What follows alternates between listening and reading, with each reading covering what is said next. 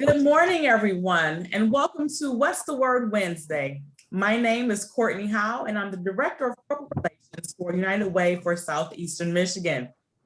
As we kick off the LGBTQIA and Pride Month, we wanted to spotlight a United Way partner dedicated to supporting and uplifting members of that community for over 30 years. In that time, they have become a leader in supporting LGBTQIA community members, in advocating for full equality, and in offering programs and services to individuals across age groups and across the LGBTQIA spectrum.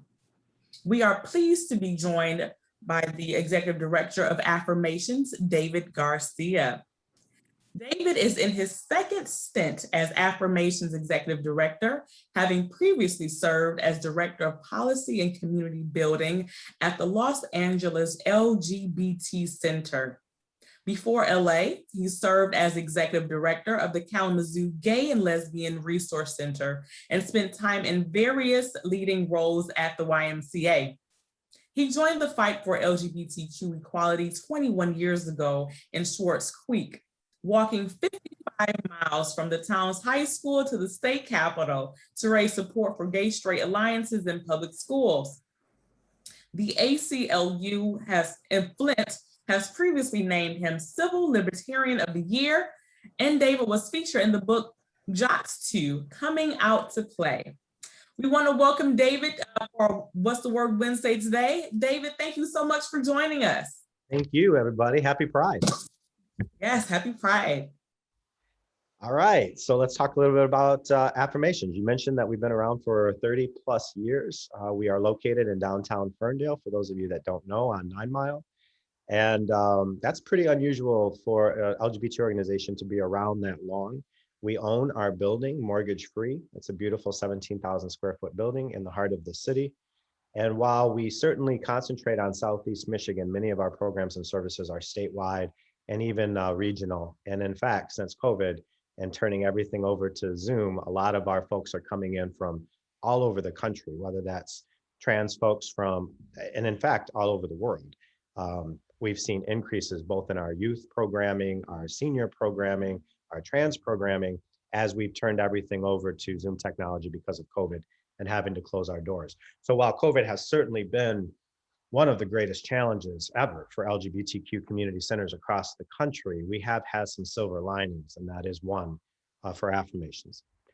As you said, I've been back 2 years now, just over 2 years. I came back from Los Angeles. I was out there for over 5 years. LA is the largest LGBTQ community center in the world. I learned a lot while I was there, but this is my home. And you know, we don't hide from the fact that Affirmations was going through some financial troubles while I was out in Los Angeles, and I was determined to make sure that this organization survived and thrived. So I came back home 2 years ago. You will be happy to know that we are back in the black. We were in the black in the 2019 audit. We just finished our 2020 audit last week, and we are still in the black. In fact, we did better last year than 2019, which is incredible when you think about the challenges of COVID. So we had a town hall just last night where we made a lot of really exciting announcements to kick off Pride Month, including many of you know the Ringwald Theater in Ferndale, and they had lost their space due to COVID. So they'll be moving to Affirmations. It'll be the Ringwald at Affirmations, and we'll be converting our large community room that is in the center of our facility into a beautiful state-of-the-art theater with lights and curtains and audio. And we're excited about not only the shows that they're going to be bringing and that the community will come to see, but we'll have access to the theater too. So we can do youth theater, film nights, one-person shows and comedy. And we do a lot of work with our youth for youth development and workforce development. Our youth are going to run their concessions. So they'll run their concessions and do all the ordering and selling of all the concessions during plays, and then that money will go to the youth program. So we're excited about that. So the community is excited that the theater is coming to Affirmations. We also, many of you are familiar with the MCCD Church, Metropolitan Church, Community Church of Detroit, which is very LGBT friendly. Most of their congregation is LGBTQ. They're very progressive denomination, and they're moving to Affirmations. So every Sunday, their church services will be at the center as well. So everything that we do, from all of our youth programming all the way up to our LGBTQ seniors, which I don't think people realize, but our senior group is our largest single group that meets at Affirmations, well, before COVID. And they're called the Senior Coffee Klatch. They have between 40 and 60 seniors that meet every Wednesday at the center. They're online now, but they'll be coming back soon. Um, when we think about our seniors, if I can take just a moment, we often don't think about the fact that they lost their jobs when they came out. They lost their families. In general, many did not have children, which is its own safety net of its own as we age. And then they had their partners for 30, 40 years. And then when their partner dies, marriage is relatively new. So that Social Security safety net that straight couples have of Social Security being passed on to your partner, that doesn't happen for them. And then they go to an assisted living facility, often many of which are religious based, and they feel that out of being mistreated or discriminated against, they go back into the closet in the last years of their life after leading a life of authenticity and integrity. So our senior population is very important to us in combating the isolation that they face. COVID concerned us a great deal with our seniors. We started our grocery. Many of you know that we've been giving away food outside of Affirmations. People just drive up the back of Affirmations, pop their trunk, and then we put food boxes in with toiletries and shampoos and winter clothes and whatever they need. But we also can deliver groceries directly to the front doors through Instacart to our seniors as well. So since COVID, we're now over 5,400 meals served out of the back of Affirmations. So COVID really had us reevaluate where our priorities were going to need to be in the year and a half of COVID to meet the needs of the community. Because the needs were growing, we were seeing more people need our services than ever, but yet you're losing your black tie event, right? Which brings in significant revenue, or our wine party, which brings in significant revenue. So there were challenges there. Fortunately for our community, the community stepped up to protect the center, and individual giving and grants were up. Obviously, special events were significantly hurt. But we were able to announce last night at the town hall that the black tie is coming back. We're going to have it on October 30th at the Dearborn Inn Marriott. We're excited about that. As long as COVID doesn't do anything stupid, we're going to have our black tie event. So, and the wine party. In fact, we're having the wine party the first Saturday of December, and we're combining it. Many of you know Jan and Susan, who retired, publishers of Between the Lines. They retired, and we're going to combine their retirement party since Jan was our first executive director with the wine party. So we're excited about that as well. And of course, you're all invited to the black tie and the wine party. You only need 2 bottles of wine to get into the wine party. So it's not a heavy lift, but it is a really fun night. Everybody wants to know, when is Affirmations going to reopen? And we put a community committee of the board and community members and staff together. We will be appointment only from now till the end of July as we ramp up for an August 1st full open, back to normal. But it takes a while to get back to normal. You got to get all the volunteers in place for the front desk, many other logistics. We have the theater coming in, and their first show is going to be in October. We have the church coming in and figuring out their schedule as well. So there's a lot of logistics. So the center is open and really has always been open for HIV appointments, for the food program and other things. But we will have appointment only through the end of July, and then a full-blown open August 1st. So we're excited about that. We were excited to be able to introduce that to the community yesterday as well. Because we lost all of our special events, we kind of put our heads together. John Jonette, I think, is on the call, and other staff, to think of creative ways that we could make up for that lost revenue. And we launched last year for Pride Month, a telethon. We thought it was going to be like a 4-hour telethon to raise money. And we have special guests that come into the center and did live interviews, politicians, entertainers, movers and shakers, community organizations like yourself, sponsors that we have, the big 3 and other sponsorships, they would come in for interviews. Well, it ended up going 9 hours long, the telethon, and we raised a lot of money. So we're doing it again on June 26th. And if you have any questions about the telethon, I know John Jonette's on the call as well. And then we did a bike ride across the state from Detroit, from lake to lake, and that raised some monies too. So we were trying to think of creative ways to do special events knowing that we were going to get hit hard in the special events world. But it's going well, and the telethon did so well that we're going to be doing it again, like I said, at the end of June. I am reminded, yesterday was the first day of Pride, and we had some flag raising ceremonies. Oakland County rose a flag in front of their headquarters for the first time ever, with Dave Coulter's leadership, and I was there with Dave for that. And then Ferndale had their flag raising. Many municipalities did yesterday, and I was there for the Ferndale one.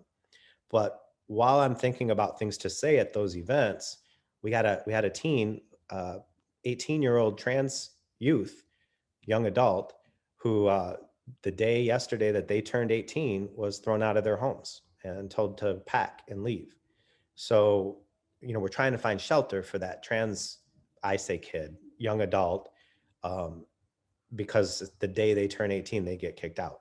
So, and many of you saw that we had the protesters outside of Affirmations just a couple weeks ago with their signs of, God hates fags. And it happened to be on one of the days that we were handing out food. I told one of the guys, put your damn sign down and come help us hand out some food in the back. But, they weren't interested in that. So, and then all LGBT leadership across the state of Michigan received a threatening letter that we had to pull the FBI in to take a look at, because we all received it and some received it at our homes. So when I think of Pride and I think of those flags going up and how long it took us to get to a point where we can fly a rainbow flag in front of Oakland County, with decades of homophobia,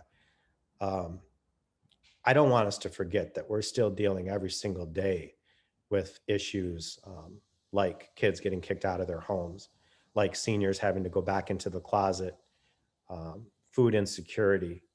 And then, as you know, it is still legal to fire people for being gay in the state of Michigan. We are trying to amend the Elliott Larson Act to include sexual orientation and gender identity. But I'll tell you, I've been doing this for a long time now. We've been trying for decades, and it's still not going anywhere in Lansing. It won't even be allowed for a hearing, much less a vote, though the governor has said she would sign it if it reached her desk. So we turn our sights, many states that don't have these protections, turn our sights to federal protection. That's the Equality Act. And the Equality Act, for the second time ever, passed the House of Representatives. The Biden administration has said they will sign it, but we need 60 votes in the Senate, and we're not going to get them. So once again, we will not have federal protections at that level for the Equality Act and public accommodation and in housing. And I'm getting a little tired of even my own friends, especially some of my straight friends, that will say to me, well, if you don't want a wedding cake, just go to someone who wants to bake you the cake, right? Or a wedding photographer. This is not just about wedding cakes and photography. We have a doctor in Henry Ford a pediatrician refusing to treat a baby because the baby's parents are lesbians. And we are seeing with the religious exemption all over the country, especially in primary care and in mental health, discrimination against our community justified by religion in the religious exemption. And we're seeing more of it and more of it, and it's making its way to the Supreme Court. And unfortunately, the Supreme Court is a conservative court. So we don't know if we're going to win protections there either. So I think, and I know John thinks, just like with HIV/AIDS, we got to protect our own. If everyone else isn't going to protect us, we're going to protect our own. And that's why we're hiring on August 1st our own LMSW at Affirmations, so that we can have therapy for our youth all the way to our seniors. And we've secured the funding for that already. So we're excited. We'll start the job search soon. We've always worked with local universities, actually even out of state universities.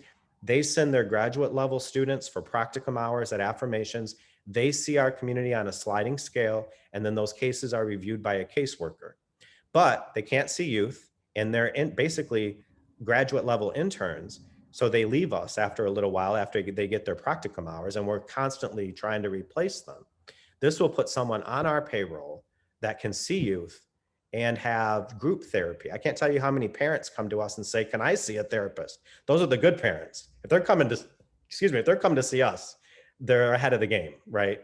The ones that are throwing their kids out on the street, they're not coming to Affirmations. So we would love to have a group therapy session for LGBTQ parents, or the parents of LGBTQ kids, or LGBTQ parents, right?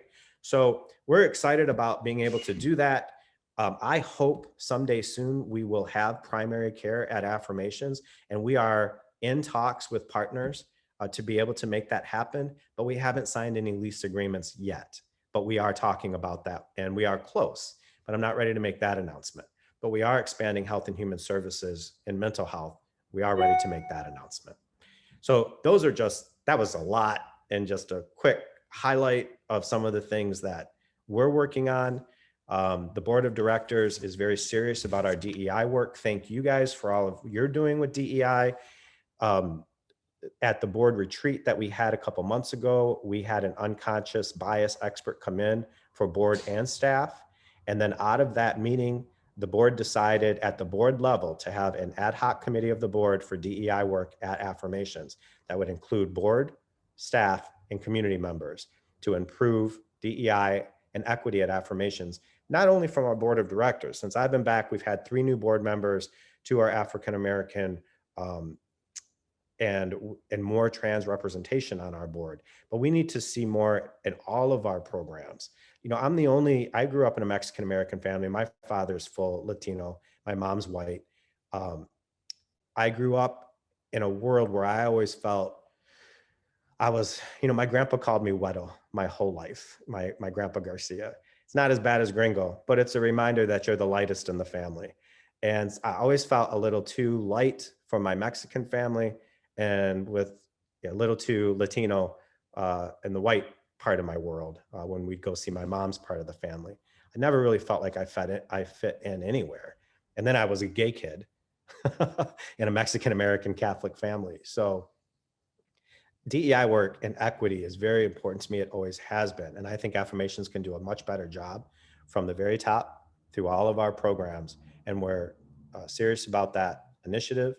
And it's at the board level now. And we've met a number of times already and have made significant progress already with board representation and in our programs. But we have a long way to go. And it's not just POC. It's not just Latinos like myself or the African-American community.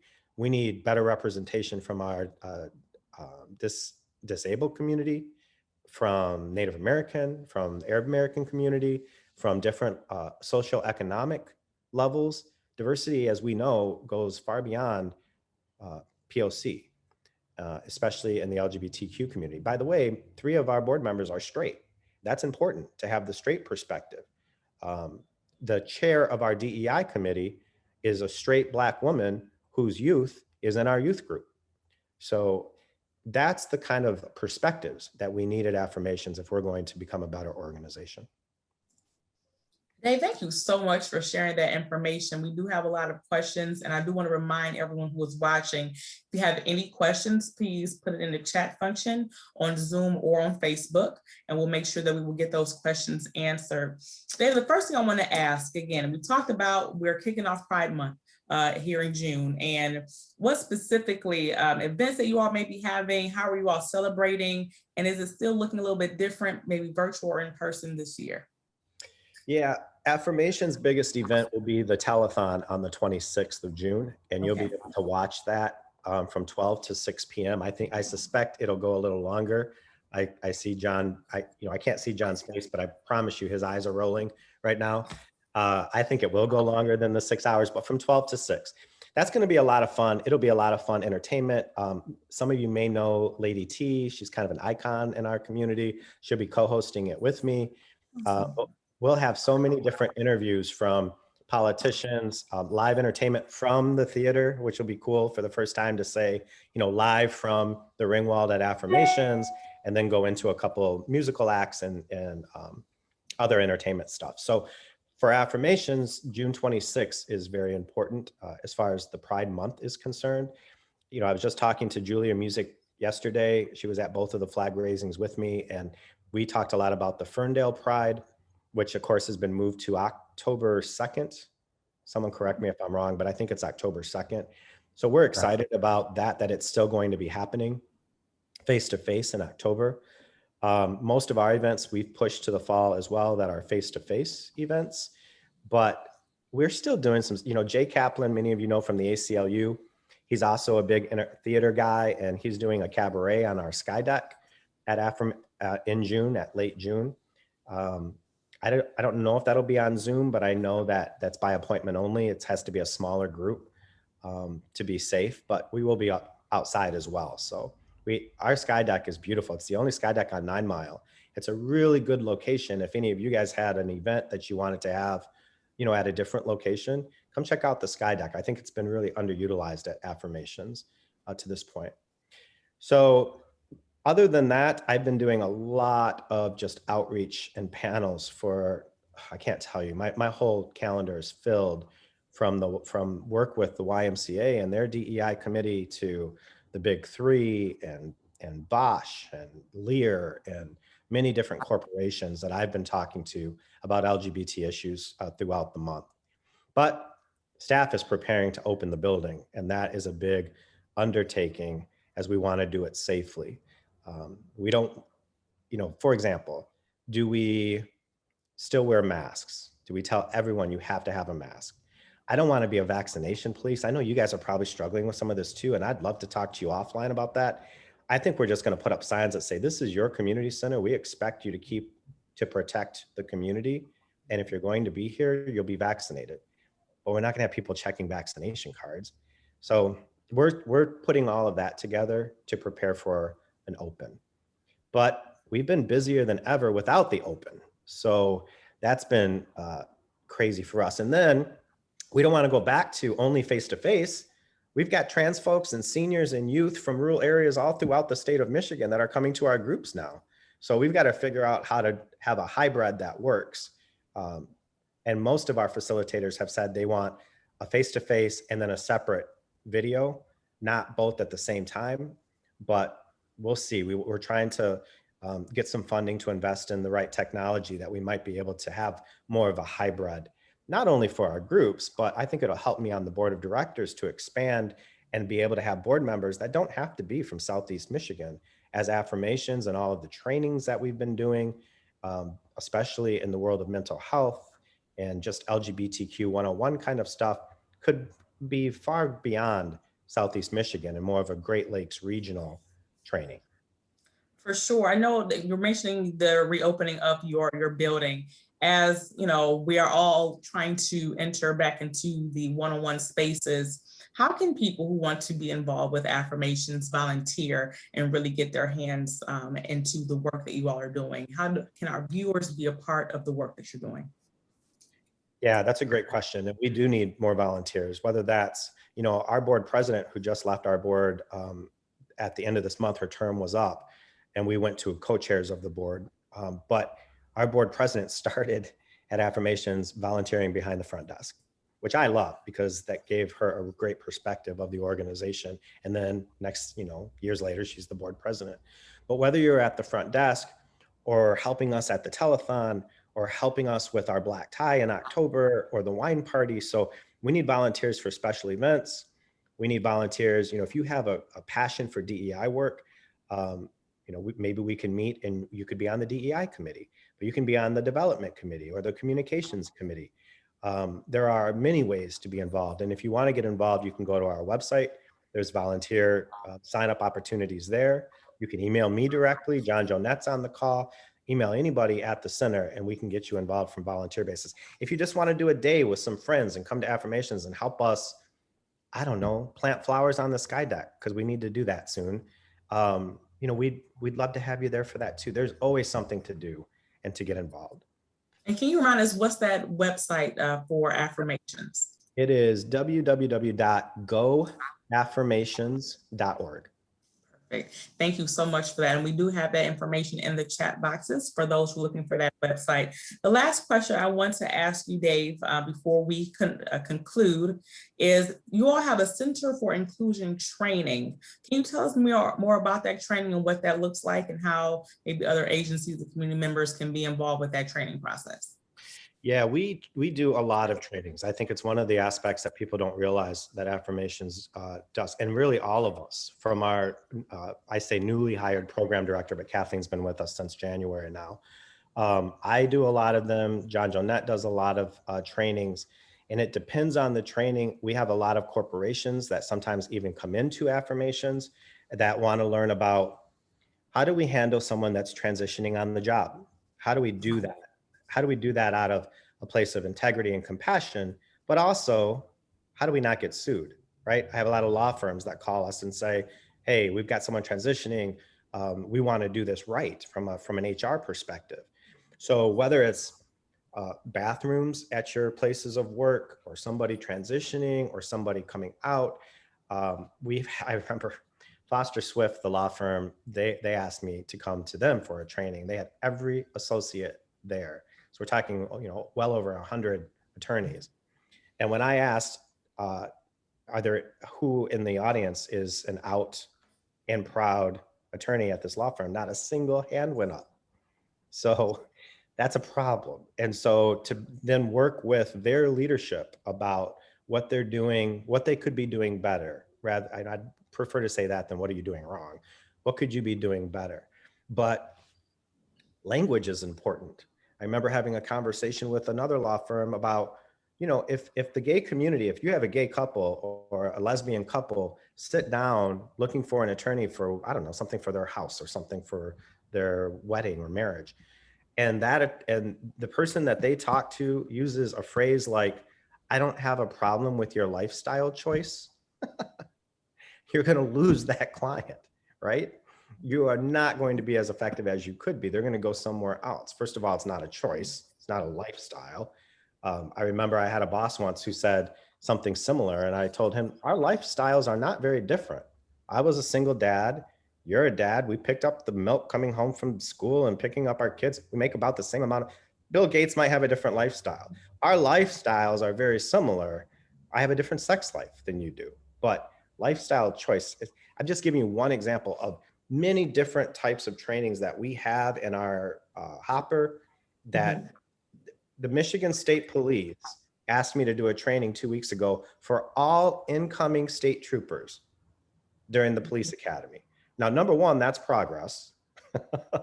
But what we train the state police for might look differently. For example, domestic violence is just as prevalent in the LGBT world as it is in the straight world. But when a cop goes up to a domestic violence same-sex situation, oftentimes they treat it like two guys in a fight or two women in a fight. The same power dynamics exist in same-sex couples. So to be able to train police officers to recognize that is very important. So that training might look very different than a training that you or your colleagues might want to. A different corporate training or so. Awesome. Thank you so much for that, Dave. We're definitely going to make sure that our viewers go on the website to learn more about different trainings and events that Affirmations is having. And again, Dave, we thank you so much for joining us today. I hope this town hall has inspired everyone to lean into Pride Month and continue to do the great work that you're doing. So Dave, we really appreciate you for joining us today. Thank you. As a reminder, absolutely. Thank you so much, Dave. As a reminder, for those of you who may be experiencing a need, our 211 helpline remains available 24 hours a day, 7 days a week. We maintain a running list of available services in the community. You can connect you to the support section you may need. You can also look up resources in your area by using our 211 resource database at unitedwaysem.org/211. And more information is also in the chat.